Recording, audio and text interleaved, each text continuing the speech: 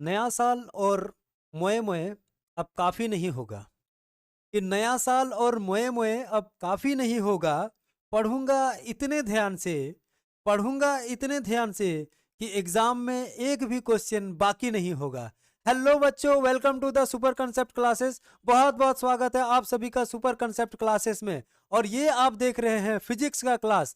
आप लोगों को सबको पता है कि हमारा फिजिक्स का एग्जाम, फिजिक्स का नहीं बोलेंगे, क्लास 12 का एग्जाम एकदम सर पे घूम रहा है ना आप लोगों का। एक महीना में एग्जाम है सर, क्या करें? तो क्यों ना हम लोग एक महीना में सिर्फ इंपॉर्टेंट चीजों को करके अच्छा मार्क्स उठा ले। बताओ सही बात बोल रहे कि नहीं? तो एक महीना के अंदर में हम लोग कैसे कर सकते हैं सर? तो अभी तो फिलहाल हम लोगों के पास एक आया हुआ है मॉडल पेपर। आप लोग सबको पता है कि हमारे बीच विषय 3 घंटा टाइम आपको मिलेगा, 70 मार्क्स का आपका क्वेश्चन रहेगा। डिट्टो आपका एग्जाम जैसे होने वाला है ना, जैसा आपका बोर्ड में क्वेश्चन रहेगा, डिट्टो वैसा ही एक मॉडल पेपर में आप लोगों को दे दिया है पहले से। इसी टाइप का आपका क्वेश्चन रहेगा। तो हम लोग आज सॉल्व करेंगे मॉडल पेपर के सारे क्वेश्चंस को, सब्जेक्टिव प्लस ऑब्जेक्टिव, सारा का सारा। पहले ऑब्जेक्टिव करेंगे with explanation, then after we will start subjective questions. Okay, तो क्लास को स्टार्ट करें। तो जो जो नए नए जुड़े हैं वो लोग सभी को एक बार देख लेना अच्छे से। ओके, तो ये सब आप लोग पढ़ लोगे, ये सब के लिए टाइम वेस्ट नहीं करते कि कितना नंबर का रहेगा कितना नहीं। ये बता चुके हैं कि भौतिकी है सब्जेक्ट हमारा, फिजिक्स, और ये 3 घंटा का और 70 नंबर का। ठीक है। सो आप लोग मुझे तो जानते होगे। So I am Miraj Alam and I will teach you physics. सिर्फ मैं फिजिक्स का क्लासेस लूंगा और मैं हूं मिराज सर। आप लोग मिराज सर बोल सकते हो। Okay, let's start our session. Class को स्टार्ट करते हैं।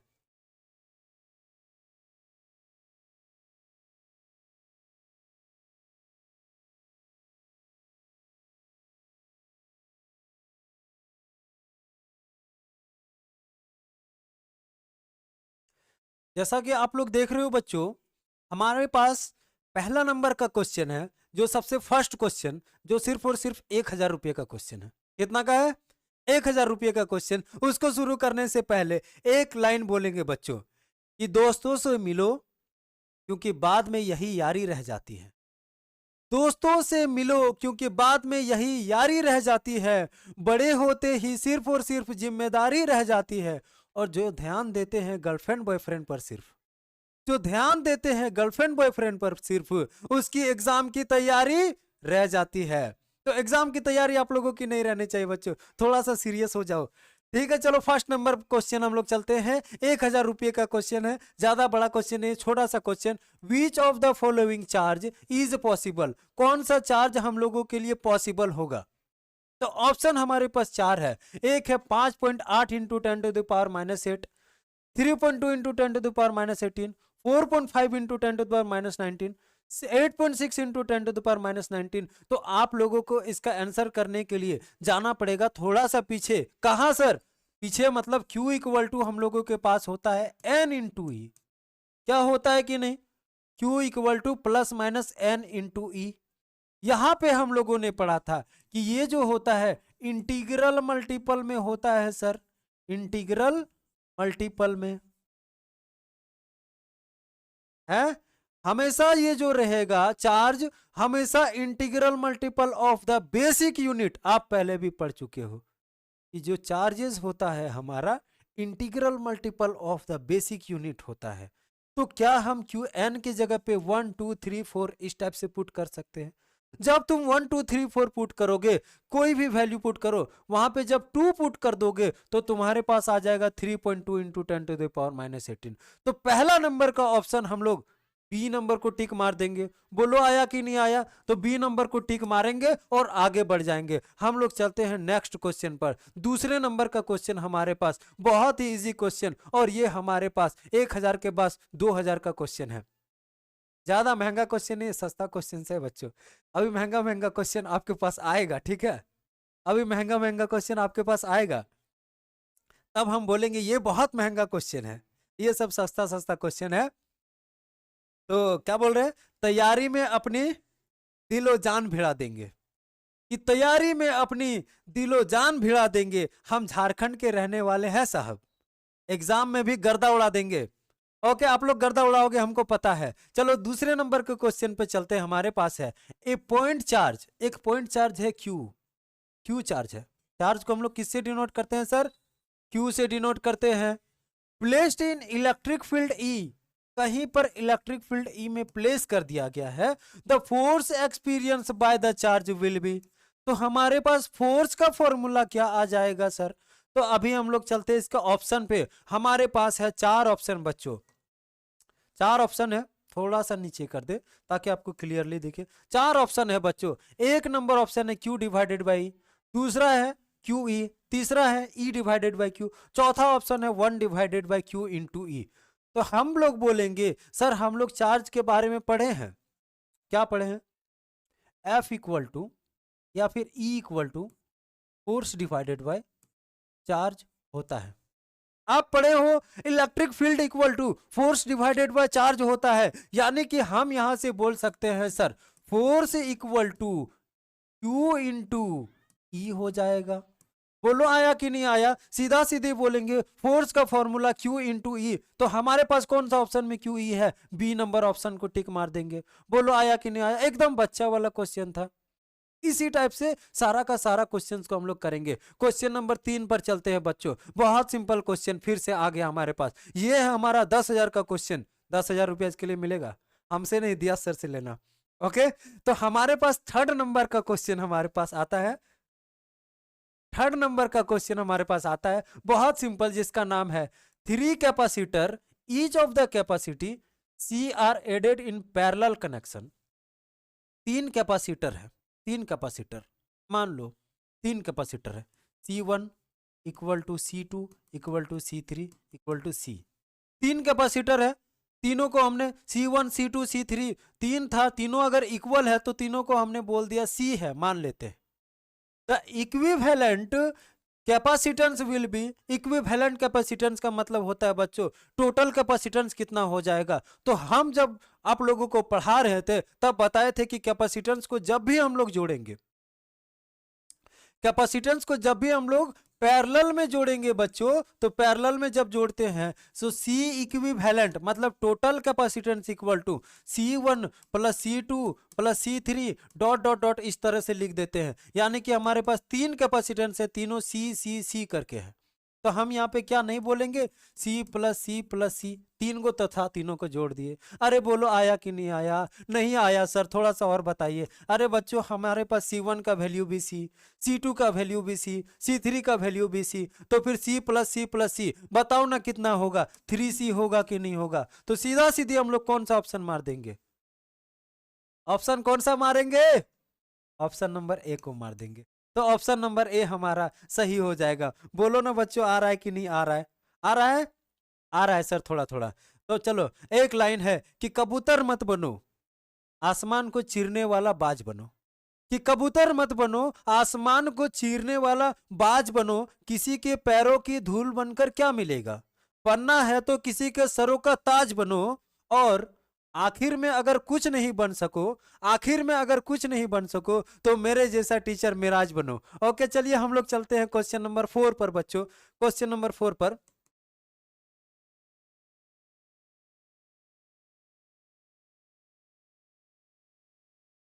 क्वेश्चन नंबर 4 है हमारे पास बच्चों the electric flux. Electric flux कहां से आया sir? Electric flux, electric flux के बारे में बात करेंगे कि टोटल इलेक्ट्रिक फ्लक्स इसमें आएगा कि the electric flux for Gaussian surface that includes 3 charges particle in free space. ठीक है, 3 चार्जेस पार्टिकल है, Q1 का वैल्यू, Q2 का वैल्यू और Q3 का वैल्यू। 3 चार्ज पार्टिकल दिया हुआ है Q1 Q2 Q3। तो हमारे पास पूछा है बच्चों क्वेश्चन में कि what is the total electric flux, total flux बराबर क्या होगा? तो हम सिंपल सा बात बोलेंगे सर, हम लोग जानते हैं टोटल फ्लक्स इक्वल टू, इसको लिख देते हैं टोटल फ्लक्स इक्वल टू, सीधा सीधी बोलेंगे कि जो चार्जेस होता है Q1 plus Q2 plus Q3 जितना रहेगा डिवाइडेड बाय हम लोग एप्सिलॉन नॉट कर दे, इसी को हम लोग बोलते हैं टोटल फ्लक्स। फ्लक्स यानी कि phi equal to Q divided by epsilon naught. तो यहां पे बोल सकते हैं बच्चों कि फाई इक्वल टू क्या? Q1 Q2 Q3 divided by epsilon not. अरे तीनों को जोड़ देंगे और डिवाइडेड बाय एप्सिलॉन नॉट कर देंगे। सर जोड़ भी दीजिए, हमको नहीं आता है। तो बोले बच्चों Q1 का वैल्यू दिया हुआ है -14 नैनो कूलम, प्लस Q2 का वैल्यू दिया हुआ है 78.85 plus -56 divided by epsilon not का भी वैल्यू बता दीजिए सर, ये भी नहीं आता है। तो यहाँ पे बोलेंगे 8.85 इंटू 10⁻⁻12। अच्छा एक बात और है सर, एक बात और हमें परेशान कर रही है, ये तो नैनो कुलोम में दिया हुआ है, क्या इसको हम लोग कुलोम में चेंज कर सकते हैं? बिल्कुल कर सकते हैं। अगर हम यहाँ पे 10⁻⁻9 से डिवाइड कर दे तो हमारा ये कुलोम में चेंज हो जाएगा। तो सीधा सीधी यहाँ से नैनो कुलोम हटा करके कुलोम कर दो, तो फिर हमारे पास इसको जब सॉल्व करोगे बच्चों तो तुम्हारे पास रिजल्ट आ जाएगा 1000। तो बताओ ना आंसर में है क्या 1000? 1000 को तुम लिख सकते हो 10⁻3। तो यहाँ पर ऑप्शन नंबर ए को टिक मार देंगे। बोलो आया कि नहीं आया? तो हमारे पास इसका आंसर क्या हो जाएगा? ऑप्शन नंबर ए हो जाएगा।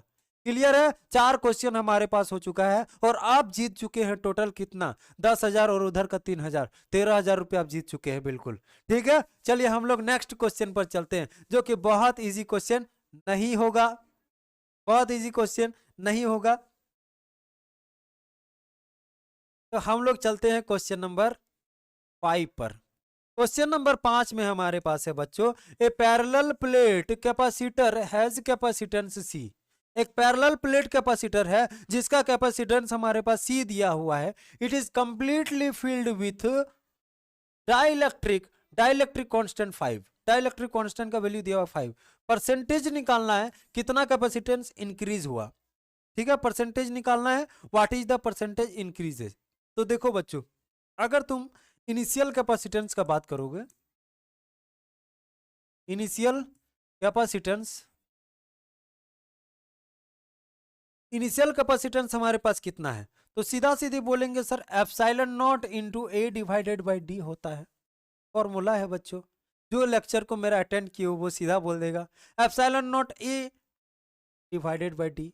अच्छा ठीक है, यहां पे तुम देखोगे कि सबसे फर्स्ट में half filled with the dielectric, question में बोल दिया है कि completely filled with the dielectric constant 5। Completely अगर हम लोग बोलेंगे कि डाइलेक्ट्रिक कांस्टेंट इसमें डाल दिए हैं तो सीधा सीधे अगर हम C1 का वैल्यू बोले, तो अगर कैपेसिटेंस C1 का वैल्यू बोले तो C1 बराबर क्या हो जाएगा बच्चों, बताओ ना। तो सीधा सीधे बोलेंगे क्या, K into epsilon not, K into epsilon not into A divided by D by 2, आधा के लिए बात कर रहे हैं। ठीक है, तो सीधा सीधे बोलेंगे इसका या कैपेसिटेंस का वैल्यू क्या हो जाएगा, 2K epsilon not, 2K epsilon naught A divided by D. ये हो गया C1 का वैल्यू। उसी तरह से C2 का वैल्यू निकालोगे, C2 का वैल्यू हमारे पास आ जाएगा 5 epsilon naught A divided by D. ठीक है, 5 लिख दिए, not 5, 2। Just 1 second, just 1 second.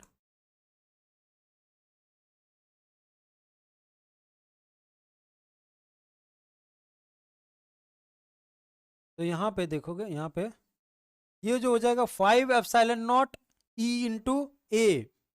C1 और C2 का वैल्यू हमें पता चल चुका है, तो यही तो हम लोगों को चाहिए था सर। टोटल हम लोगों को कैपेसिटेंस निकाल देना है। तो टोटल कैपेसिटेंस जब तुम दोनों को जोड़ दोगे, टोटल कैपेसिटेंस कितना हो जाएगा।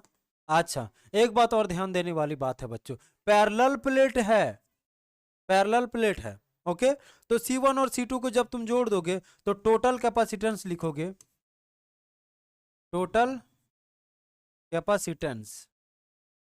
तो टोटल कैपेसिटेंस तुम देखोगे कितना आ गया, 5 epsilon not, 5 epsilon naught A divided by 3D। ठीक है, यहाँ पे 2 था। तो टोटल कैपेसिटेंस हमारे पास आ गया 5 एप्सिलॉन नॉट ए इंटू 3D, ये आ गया।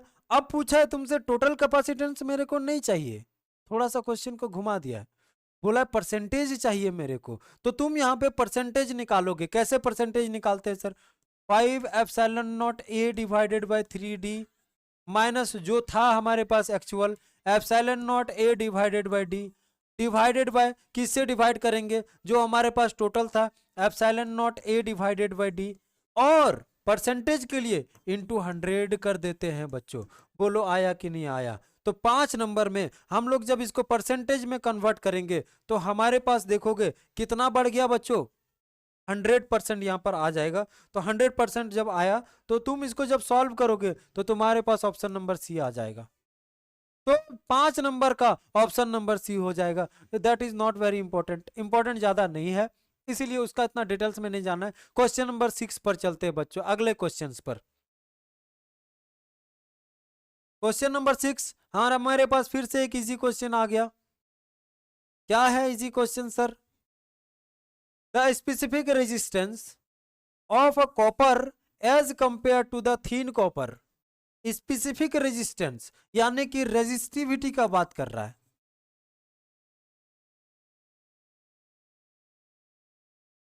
स्पेसिफिक रेजिस्टेंस का मतलब क्या बोलेंगे? रेजिस्टिविटी का बात कर रहा है सर।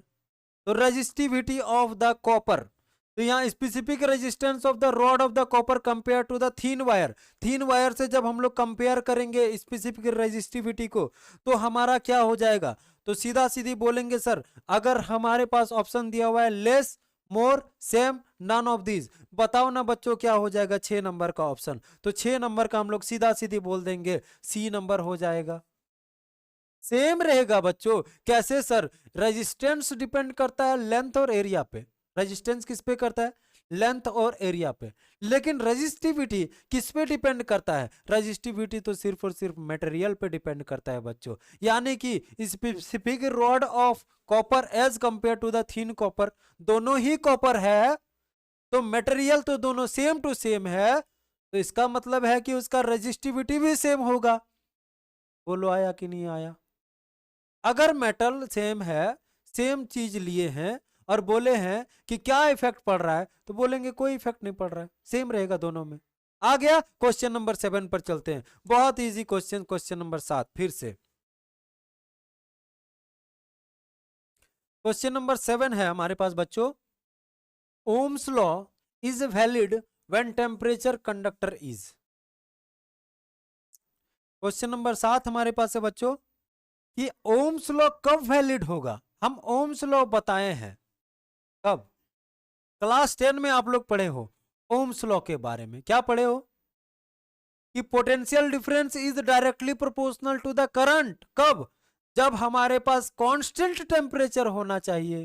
बोलो पढ़े हो कि नहीं कि V is directly proportional to the I। Class 10 का टॉपिक दिया है यार, क्लास 12 में भी है आपके पास। क्या बोलेंगे? ओम्स लॉ ने ये बोला था कि जो हमारा पोटेंशियल डिफरेंस होगा वो directly proportional to the current हो जाएगा एट कांस्टेंट टेम्परेचर। यानी कि टेम्परेचर ऑफ द कंडक्टर क्या होना चाहिए? तो सीधा बोलेंगे ऑप्शन नंबर डी, कांस्टेंट होना चाहिए। क्वेश्चन नंबर 8 पे चलते हैं। चले क्वेश्चन नंबर 8, बहुत इजी क्वेश्चन, क्वेश्चन नंबर 8 पर चलते हैं। क्वेश्चन नंबर 8 है बच्चों हमारे पास, दिख रहा है? हाँ। Figure shows the current parts of the electrical circuit. बोल रहा है इस फिगर में देखिए करंट जो पास कर रहा है उसके बारे में दिया हुआ है। तो इसमें पूछ रहा है कि the current I is equal to, ये वाला आई का वैल्यू मेरे को बताना है। बताओ, देखो कितना सिंपल है, सिंपल सा कि किसी से हम जितना पैसा लिए उतना पैसा मेरे को लौटाना भी पड़ेगा। ठीक है बच्चों, जितना हम लोग लेंगे उतना देना भी होगा, इसलिए कम लो और खुश रहो उसी में। यानी कि जितना करंट आया उतना ही करंट जाएगा भी। ओके, लूप रूल ये बोलता है कि जितना करंट आया उतना ही करंट जाएगा भी। तो यहाँ पे बोलो ना कितना आया, 2A प्लस 2A, यहाँ पे 2 एम्पियर प्लस 2 एम्पियर जोड़ दिए एक तरफ। अच्छा, दूसरे तरफ क्या बोलेंगे, कितना है 1 एम्पियर प्लस 1.3 एम्पियर प्लस आई। तो क्या बच्चों यहां से आई का वैल्यू निकलेगा कि नहीं निकलेगा? तो आई इक्वल टू बोल देंगे सॉल्व करके, कितना हो जाएगा 1.7 एम्पियर। एकदम राइट जवाब कौन सा हो जाएगा? Option number A. Option number A को टिक मार देंगे। बोलो 8 नंबर का क्वेश्चन हमारे पास हो चुका है। 9वां नंबर क्वेश्चन पर चलते हैं। 9 नंबर का क्वेश्चन हमारे पास आ गया बच्चों। थोड़ा सा स्पीड चल के करे, थोड़ा सा स्लो हो रहा होगा मैं भी, थोड़ा सा स्पीड चलते बच्चों, जल्दी जल्दी से करते हैं। Unit of magnetic field, magnetic field का यूनिट पूछा है क्वेश्चन नंबर 9 में। ठीक है, unit of the magnetic field क्या हो जाएगा बच्चों, क्या किसी को पता है unit of the magnetic field? देखो यूनिट ऑफ मैग्नेटिक फील्ड के बारे में जब बात करेंगे तो पहला मैग्नेटिक फील्ड का एक यूनिट हो जाता है टेस्ला, लेकिन टेस्ला तो यहाँ पर ऑप्शन में है नहीं, लेकिन दूसरा भी एक यूनिट होता है, क्या होता है? Weber per metre square, weber per metre square. तो यहां पे देखोगे टेस्ला ना हो करके weber per metre square option number B में दिया हुआ है, तो ऑप्शन नंबर बी हमारा राइट आंसर हो जाएगा। बोलो आया कि नहीं आया? कोई दिक्कत है तो सवाल पूछो, और नहीं है तो फिर नेक्स्ट क्वेश्चन को देखो। नेक्स्ट क्वेश्चन पर चलते हैं। क्वेश्चन नंबर 10 है हमारे पास बच्चों। Magnetic field due to solenoid, magnetic field due to solenoid, solenoid की वजह से जो मैग्नेटिक फील्ड होता है वो कौन किस पे डिपेंड करेगा, मतलब किससे इंडिपेंडेंट होता है? पहला है नंबर ऑफ टर्न्स, क्या magnetic field of the solenoid number of turns पे डिपेंड करेगा? बिल्कुल करेगा। जितना नंबर ऑफ टर्न्स रहेगा, जितना एन रहेगा, उतना मैग्नेटिक फील्ड होगा। सर सोलेनॉइड क्या होता है, थोड़ा सा एक्सप्लेन कर देते तो अच्छा रहता है। अरे बच्चों, एक कंडक्टर में जब हम लोग वायर को वाउंड करते हैं, रोटेट करके गोल गोल घुमा करके बांध देते हैं ना, तो वही हमारा सोलेनॉइड बन जाता है। तो सोलेनॉइड पे हम लोग देखेंगे कि उसका जितना नंबर ऑफ टर्न्स होगा उतना ज्यादा मैग्नेटिक फील्ड। दूसरा ऑप्शन है हमारे पास करंट, क्या करंट पे डिपेंड करेगा? बिल्कुल करेगा, करेगा, बिल्कुल करेगा। जितना ज्यादा करंट देंगे उतना मैग्नेटिक फील्ड। तीसरा ऑप्शन है रेडियस, क्या रेडियस पे डिपेंड करेगा? नहीं करेगा सर रेडियस पे डिपेंड। तो क्वेश्चन यही तो था, magnetic field due to solenoid is independent of, किससे इंडिपेंडेंट होगा, किस पे डिपेंड नहीं करेगा? तो सीधा सीधी बोल देंगे सर रेडियस पे डिपेंड ना करेगा। इतना तक अगर सबको समझ में आया तो अगला भी समझ में आ जाएगा। बहुत ही सिंपल क्वेश्चन, अगला क्वेश्चन हम लोग चलते हैं। तो नेक्स्ट क्वेश्चन हमारे पास है बच्चों, थोड़ा सा इसको जूम कर दे ताकि आपको देखने में सुविधा हो, असुविधा ना हो। और थोड़ा सा जूम कर दीजिए सर, अब ठीक है। तो नेक्स्ट क्वेश्चन बच्चों हमारे पास क्वेश्चन नंबर 11 में दिया हुआ है। क्वेश्चन नंबर 11 में दिया हुआ है two thin long parallel wire separated by the distance D. Parallel wires है ये, एक है जेठा जी और एक है बबीता जी। ठीक है, पैरेलल वायर्स है, एक है जेठा जी और एक है बबीता जी। जेठा जी और बबीता जी को जानते हैं आप लोग? हाँ जानते हैं सर। तो दो थीन लॉन्ग वायर है सेपरेटेड, दोनों एक दूसरे से दूर है। हालांकि जेठा जी तो नहीं रह सकते, चलो बबीता जी का मान के चलते, मतलब दोनों एक दूसरे से दूर है। I ampere in the same direction, एक ही डायरेक्शन में चल रहे। तो बताओ ना बच्चों, जब जेठा जी और बबीता जी एक डायरेक्शन में जब चले तो क्या होगा? अट्रैक्शन होगा या रिपल्सन होगा? सोच कर बोलो कि जेठा जी और बबीता जी सेम रास्ता में जा रहे हैं एक साथ, एक तरफ जेठा जी और एक तरफ बबीता जी, सेम रास्ता में जब जा रहे हैं तो दोनों के बीच में अट्रैक्शन होगा। ये आपको भी पता है और हमको भी पता है, यानी कि ऑप्शन में दिया हुआ attract each other with force, और तीसरा ऑप्शन भी अट्रैक्ट वाला है, तो यानी कि या तो ए होगा या तो सी होगा। सर फॉर्मूला भी बता देते तो अच्छा होता। तो बच्चों हम लोग सीधा सीधी बोलेंगे mu not I square divided by 2 pi × D होता है। ठीक है, ऑप्शन नंबर 11 में कौन सा आंसर सही हो जाएगा? ऑप्शन नंबर ए को हम लोग टिक मार देंगे। तो हम लोग बोलेंगे कि जेठा जी और बबीता जी के बीच में सिर्फ अट्रैक्शन फोर्स वहां पे लगेगा, और कितना लगेगा? तो mu not I square divided by 2 pi × D. Okay, clear है? यहाँ पे ऑप्शन में 2 पाई × डी नहीं है, डी स्क्वायर है, इसलिए ये नहीं होगा। 2 पाई × डी होता है बच्चों, जब दो वायर्स जो है सेम डायरेक्शन में होता है तब उसके बीच में जो हमारे पास लगता है ना फोर्स, वो कितना लगता है? 2 पाई × D, mu not I square divided by 2 pi × D. Clear है? सेम डायरेक्शन तो अट्रैक्शन होगा, अपोजिट डायरेक्शन तो फिर रिपल्सन होगा। क्लियर है? चलिए क्वेश्चन नंबर 12 पर चलते हैं हम लोग।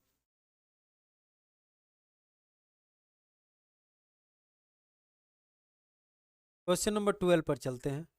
क्वेश्चन नंबर 12 तो एकदम बहुत बच्चा वाला है सर, फिर से 1000 वाला क्वेश्चन है, ज्यादा महंगा क्वेश्चन नहीं है। क्वेश्चन नंबर 12 में हमसे पूछा है कि व्हाट इज द ऐसा unit of self induction. Self inductance का यूनिट क्या होता है? सेल्फ इंडक्टेंस तो सीधा सीधी बोलेंगे बच्चों, सेल्फ इंडक्टेंस का तो बहुत सारा यूनिट हम लोग जानते हैं। पहला जानते हैं वेबर पर एम्पियर, क्या क्या वेबर पर एम्पियर। दूसरा एक और यूनिट होता है वोल्ट सेकेंड पर एम्पियर, 2 यूनिट बता दिया। या फिर तीसरा एक यूनिट होता है हेनरी, ठीक है, पहला वेबर पर एम्पियर, वोल्ट सेकंड पर एम्पियर, या फिर हेनरी। तो फिर ऑप्शन में से कौन सा ऑप्शन टिक मारोगे? नाम पे दिया हुआ है ऐसा ही यूनिट डायरेक्टली बोल दोगे, ऑप्शन नंबर डी हमारा सही हो जाएगा। बिल्कुल सही जवाब, बिल्कुल सही जवाब। नेक्स्ट क्वेश्चन पर चलते हैं बच्चों, हमारे पास है क्वेश्चन नंबर 13 दिया हुआ है। क्वेश्चन नंबर 13 नंबर का क्वेश्चन है, the direction of induced current. Induced current के बारे में लेंज लॉ ने बताया था, याद रहेगा। Is circuit always opposite to the cause which is produced, this law is named. नाम पूछा है यार लॉ का, पहले ही बता दिए लेंज लॉ, तो ऑप्शन नंबर बी को हम लोग टिक मार देंगे। 13 नंबर का आंसर समझ में आ गया कि इंड्यूस्ड करंट के बारे में, उसके डायरेक्शन के बारे में कौन बताया था? लेंज लॉ बताया था बच्चों, बहुत सिंपल था। क्वेश्चन नंबर 14 पर चलते हैं सर। क्वेश्चन नंबर 14 हमारे पास है, क्वेश्चन नंबर 14 हमारे पास है, the heat produce in a given resistance of the given time the current I naught sine omega T. I equal to दिया हुआ है I naught sine omega T will be same that steady current of the magnitude nearly. तो अगर current का value दिया हुआ है तो हम लोगों को पता है बच्चों, स्टडी करंट के लिए पूछा है तो I R M S root mean square, ठीक है। I R M S equal to क्या होता है? I naught divided by root two. तो बताओ ना बच्चों, 1/√2 जब हम लोग डिवाइड करेंगे तो कितना आ जाएगा? तो सर आ जाएगा 0.707। तो यहाँ पे बोल सकते हैं क्या, इसका आंसर क्या आ जाएगा? 0.707 इंटू आई नॉट। ये वाला ऑप्शन नंबर ए सही हो जाएगा। नहीं आया? अरे नहीं आया, सीधा सीधी बोलेंगे सर, फिर से एक बार बता दीजिए। हम बोलेंगे आई आर एम एस का वैल्यू बच्चों, I R M S equal to I naught divided by root 2 होता है। तो रूट 2 से 1 को डिवाइड कर दो तो तुम्हारे पास ये वाला ऑप्शन आ जाएगा। तुम कैलकुलेटर यूज कर लो यार, देख लो उसमें यही ऑप्शन आ जाएगा। तो ऑप्शन नंबर ए सही हो जाएगा। 14 क्वेश्चन हो चुका है हमारे पास और आप जीत चुके हैं 0 रुपीज। क्यों? सारा तो हम बता रहे हैं, तुम लोग कहाँ बता रहे हो? तुम लोग तो खाली वीडियो देख रहे हो। सारा तो हम बता रहे यार, तो हम जीतेंगे कि तुम जीतेगा? तो आप लोग जीते हो बच्चों, ठीक है। चलिए हम आप लोगों को दान करते हैं, हमारा दिल बहुत बड़ा है। चलिए हम लोग चलते हैं क्वेश्चन नंबर 15 पर। 15 नंबर के क्वेश्चन हमारे पास आ गया, बहुत सिंपल है। क्या बोला कि the light ray travelling from rare medium to denser medium. अच्छा लाइट के बारे में थोड़ा बतावे सर, बताइए ना सर, बहुत मजा आएगा लाइट जब हमसे पढ़ोगे तो।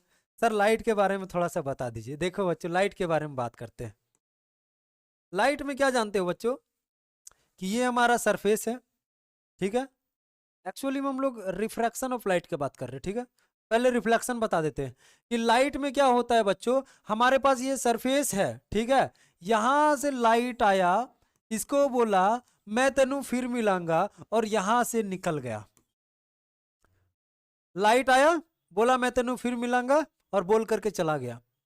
इसको बोलते हैं reflection of light. when light is incident on a reflecting surface it will be reflected, reflect हो जाएगा। या फिर तुम डायरेक्टली बोल दोगे the bouncing back of the light from its surface, light का बाउंस बैक के वापस हो जाना, उसी को बोलते हैं रिफ्लेक्शन ऑफ लाइट। बोलो आया कि नहीं आया? अच्छा सर इसमें तो इससे मतलब नहीं है, लेकिन हम बोल रहे बच्चों, अगर मान लो तुम्हारे पास एक शीशा है, मतलब बोलो कि मीडियम चेंज करने वाला है। जैसे अगर हम बोलेंगे एक तरफ जो है एयर है और दूसरे तरफ है वाटर है, पानी है। तो पानी है यार, दारू थोड़े ना है, दारू नहीं है पानी है। तो एक तरफ हवा है और दूसरी तरफ पानी है। सर जब इधर से जब लाइट आता है ना, इस बार क्या होगा बताओ ना, तुम टॉर्च को ले लो और तुम पानी पे मारो, क्या वो पार होगा? बिल्कुल पार हो जाएगा, वापस थोड़ी ना आएगा, पार हो जाएगा। और पार होगा ना तब तुम देखोगे एक चीज, क्या देखोगे, बहुत मस्त कंसेप्ट देखोगे कि when light is goes from air to the denser it will towards the normal, ऐसे झुक जाएगा। जाना कैसे चाहिए था? ऐसे जाना चाहिए था, लेकिन ये क्या हो जाएगा, नॉर्मल के तरफ चला जाएगा। आ रहा है समझ में? और अगर इसी लाइट को हम ऊपर में पानी रखे और नीचे में रख दिए एयर, मतलब ऊपर डेंसर मीडियम और नीचे रेरर मीडियम, अब लाइट जो है इधर से गया डेंसर से रेरर, तो जाना चाहिए था इसको ऐसे, लेकिन ये ऐसे नहीं जा करके ऐसे चला जाएगा। समझ में आ रहा है? मतलब ये हुआ कि when light is goes from rarer medium to denser medium, वो चला जाएगा किधर, टुवर्ड्स द नॉर्मल। समझ में आ रहा है कि कैसे लाइट जा रहा है? तो इसी पर एक लाइन है कि जैसे चलाता हूं वैसे नहीं चलता, जैसे चलाता हूं वैसे नहीं चलता। कैसे बताऊं यार, ऐसे नहीं चलता। जैसे चलाता हूं वैसे नहीं चलता, कैसे बताऊं यार, ऐसे नहीं चलता। खुद को मेरा साया बताता है तू, फिर क्यों तू मेरे जैसे नहीं चलता। और पढ़ने में हो गया हूं इतना पागल, कि पढ़ने में हो गया हूं इतना पागल कि जवान बाप पर जैसे बेटे, जवान बेटे पर बाप का हाथ जैसे नहीं चलता। तो हमारे पास सिंपल सा बोले बच्चों कि लाइट इधर से आया और यहां से टकराया और टकरा करके जो टुवर्ड्स द नॉर्मल चला जाएगा। सिंपल सा बात है। तो यहां पर क्वेश्चन क्या था, क्वेश्चन पर आते हैं, क्वेश्चन पर आते हैं।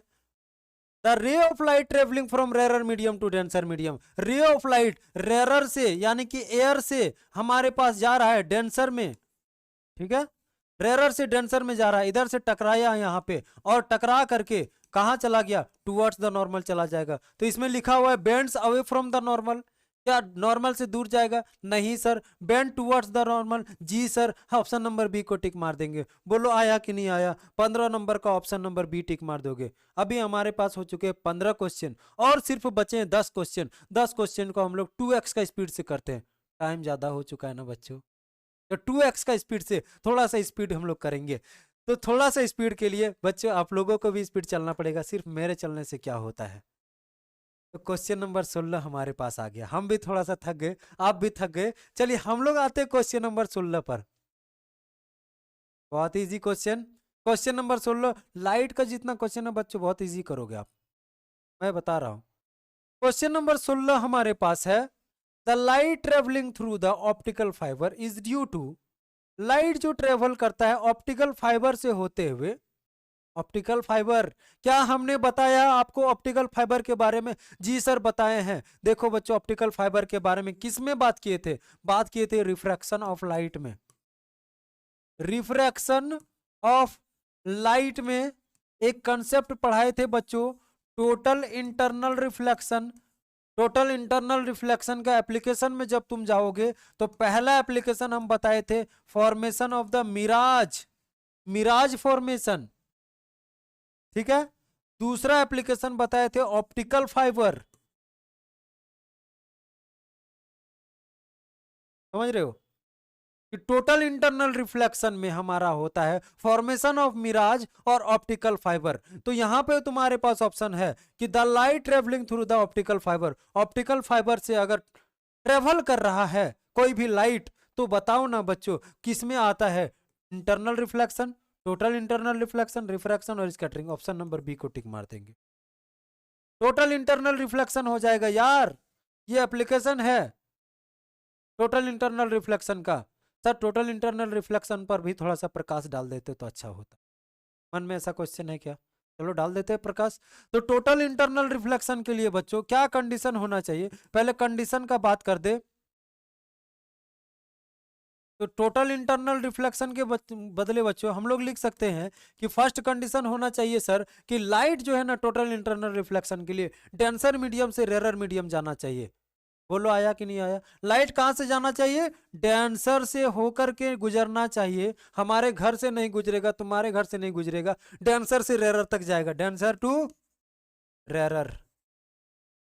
दूसरा कंडीशन क्या होना चाहिए, एंगल ऑफ इंसिडेंस जो होता है ना सर, वो हमेशा किससे बड़ा होना चाहिए, क्रिटिकल एंगल से बड़ा होना चाहिए। दो कंडीशन होता है, ठीक है। Angle of incidence must be greater than critical angle, और दूसरा टेंसर से रेरर मीडियम में जाना चाहिए। तो चलिए हम लोग नेक्स्ट क्वेश्चन पर चलते हैं, बातें बहुत हो गई, काम थोड़ा सा कम हुआ है, तो चलते हैं हम लोग नेक्स्ट क्वेश्चन पर। क्वेश्चन नंबर 17 है हमारे पास बच्चों, क्वेश्चन नंबर 17 है, देखो ना यार, थोड़ा सा जूम कर दे आपको। The image formed by objective lens of the compound microscope, कितना आसान पूछा है बच्चों 17 नंबर में। तो इमेज कैसा फॉर्म होता है कंपाउंड माइक्रोस्कोप में, तो सीधा सीधे ऑप्शन नंबर बोल देंगे, इसका क्या हो जाएगा, कंपाउंड माइक्रोस्कोप पूछा है तो ऑप्शन नंबर सी, रियल और लार्ज इमेज, बड़ा दिखाएगा और लार्ज इमेज दिखाएगा। ठीक है बच्चों, क्लियर है कंपाउंड माइक्रोस्कोप में कैसा इमेज फॉर्म होता है। Next question, question number 18, the idea of the secondary wavelets, थोड़ा सा और जूम कर दीजिए सर, थोड़ा सा और अच्छा दिखेगा, चलिए थोड़ा सा और जूम कर दे आपको।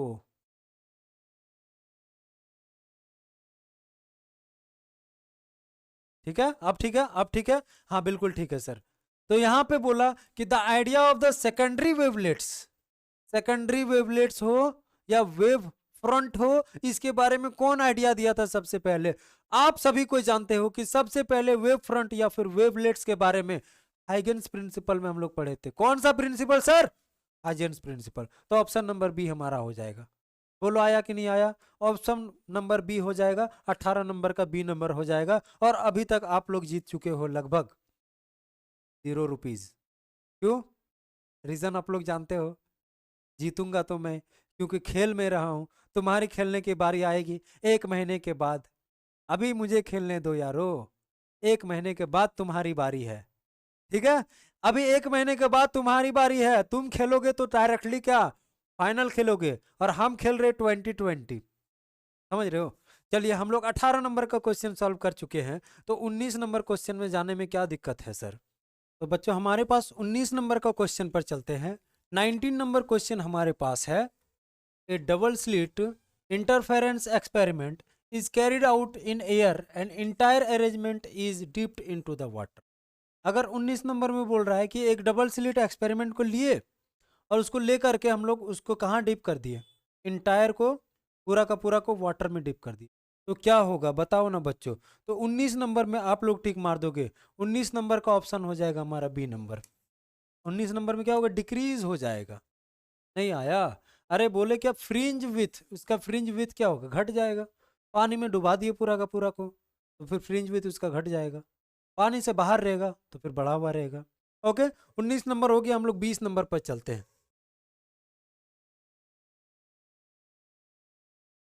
20 नंबर क्वेश्चन है, de Broglie wavelength of a body of mass M and kinetic energy M E is given by, de Broglie ने कौन सा इक्वेशन दिया था बच्चों, आप लोगों को पता है क्या। तो 20 नंबर में हम लोग बोलेंगे सर डी ब्रोगली में दिया था h divided by root under 2m into E, यही तो दिया था सर। तो इसका ऑप्शन नंबर क्या हो जाएगा बच्चों, ऑप्शन नंबर ए हो जाएगा। डी ब्रोगली हम पढ़ा चुके हैं आप लोगों को लेक्चर में, तो लेक्चर में आप लोग देखोगे, लेक्चर में सीधा सीधी मिलेगा h इक्वल टू, नहीं, जो हमारा डी ब्रोगली वेव लेंथ है h divided by root under 2m into E, या फिर h डिवाइडेड बाय p, या फिर h डिवाइडेड बाय m भी, ये सारा को तुम लिख सकते हो, ठीक है। लेकिन इसको इस टर्म में लिख दिया, इसी को हम चाहे तो h डिवाइडेड बाय p लिखे, इसी को चाहे तो h डिवाइडेड बाय m भी लिखे, बतिया इज द सेम, बात एकदम समान है। आ रहा है समझ में। 20 नंबर का आंसर हो गया हमारे पास। चलते हैं क्वेश्चन नंबर 21 पे।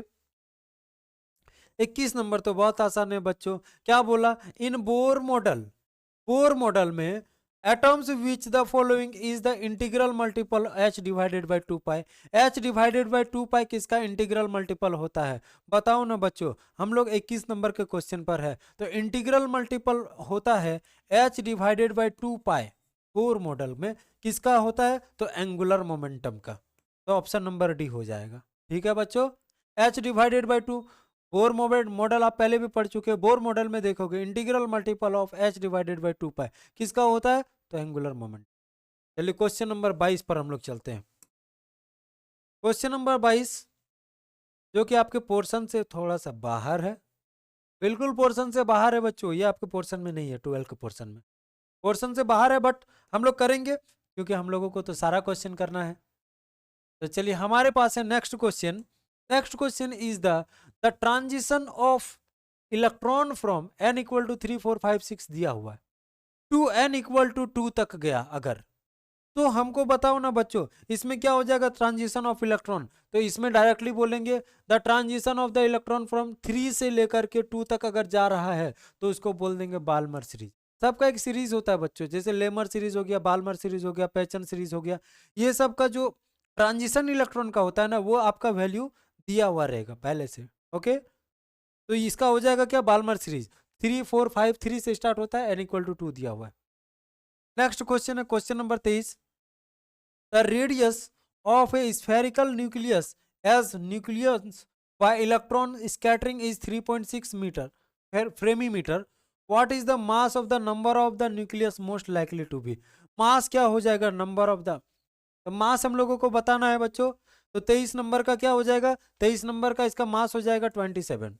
Okay, radius of the spherical nucleus, spherical nucleus का पूछा था, 27 हो जाएगा। चलते हैं नेक्स्ट क्वेश्चन पे, और 23 नंबर तक ही था। तो ये था हमारा सारा का सारा एमसीक्यू क्वेश्चंस बच्चों, जो कि हम लोग बहुत इजी वे में कर चुके हैं। अब हम लोग नेक्स्ट वीडियो में बात करेंगे इसका सारा का सारा सब्जेक्टिव क्वेश्चन, जो आपके लिए बहुत इजी करके हम लोग देंगे। ओके, मिलते हैं नेक्स्ट वीडियो में। वीडियो देखने के लिए थैंक यू।